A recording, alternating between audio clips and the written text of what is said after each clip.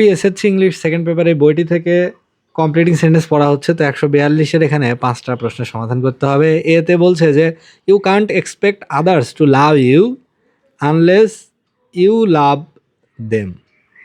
অর্থাৎ তুমি যদি অন্যকে ভালো না বাসো তাহলে তুমিও তাদের কাছ থেকে ভালোবাসা প্রত্যাশা বা আশা করতে পারো না। বি নাম্বারে বলছে the car made in Japan is fine. অর্থাৎ জাপানের তৈরি গাড়ি খুবই সুন্দর, খুবই চমৎকার। সি নাম্বারে বলছে how can I help you provided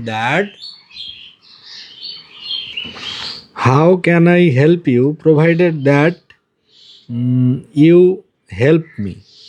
এরকম হতে পারে, but it is not sure. কারো যদি জানা থাকে এটা সঠিক ব্যবহার তাহলে অবশ্যই মন্তব্য করবেন। ডি নাম্বারে বলছে he returned home having finished his class. অর্থাৎ তার ক্লাস শেষ করে সে বাড়ি ফিরল।